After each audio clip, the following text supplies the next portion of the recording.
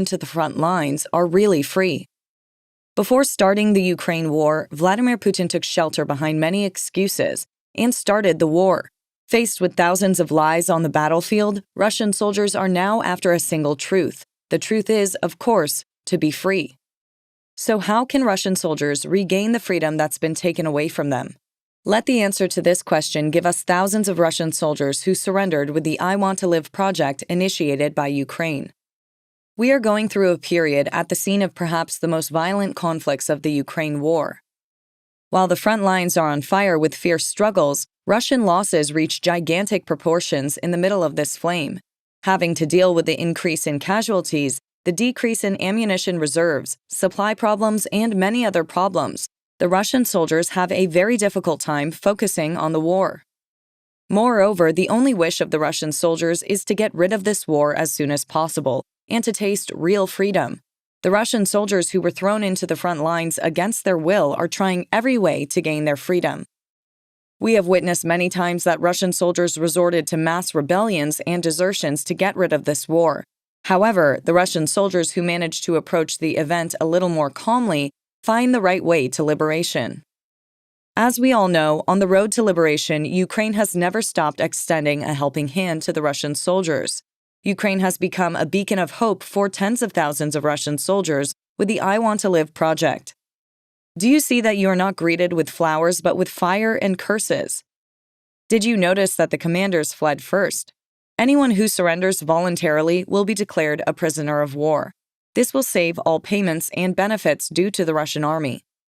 With these sentences used in Ukraine's I Want to Live project, tens of thousands of Russians applied to the project in droves. Russian soldiers who wanted to get rid of the war started by Putin showed great interest in the I Want to Live project.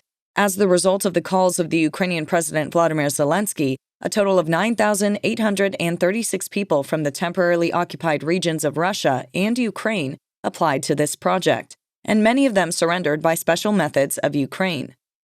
In addition, this project becomes more meaningful with the participation of soldiers who prefer to surrender on the front lines. Especially after the attack on the 10th Mountain Assault Brigade in the Luhansk region, the Russian soldiers made the right decision and chose to surrender. With the surrender of 52 Russian soldiers in the Luhansk region, Vladimir Putin received an unexpected blow. The project, I Want to Live, went into effect 6 months ago. The Ukrainian president made many calls and introduced his project to the Russian people.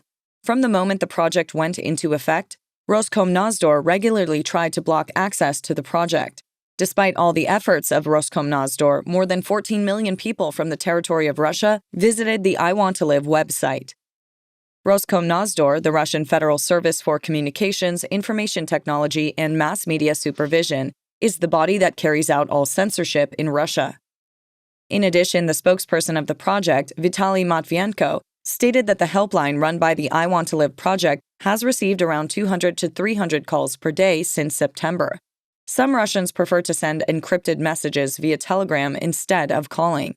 He said that in total he had requested around 10,000 surrenders, and almost all of them escaped Russian captivity by surrendering to Ukraine.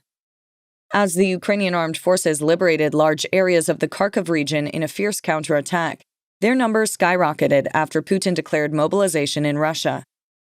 As is known, Matvienko has a face that is well known to many Russians, as he acted in several Russian TV series before the war. Therefore, he has offered the role of spokesperson for the project I Want to Live.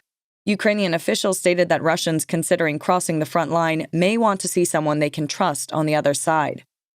Ukrainian officials reported that the hotline is currently operating in a secure and secret facility, where many officials and military personnel are not allowed access.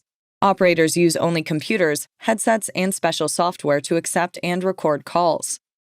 On the other hand, in this project, which will liberate the Russian soldiers, a small but effective tool that draws all the attention came to the fore. Surrender to a drone? Ukraine is calling on Russian soldiers to do just that. The Ukrainian military has released an instructional video that tells the Russians how to surrender to a UAV. The Ukrainian army has released an instructional video for Russian soldiers with a step-by-step guide on how to surrender to one of their drones. The video comes as part of Ukraine's I Want to Live project, a hotline that encourages Russians who don't want to fight in Ukraine to surrender. The video, narrated in Russian, shows 3 men in uniform and white armbands in a trench in a snowy landscape. From there, they are taken to Ukrainian captivity by a small red quadcopter. The footage shows that the role of the drones on the Ukrainian battlefield is rapidly expanding into the sensitive surrender zone.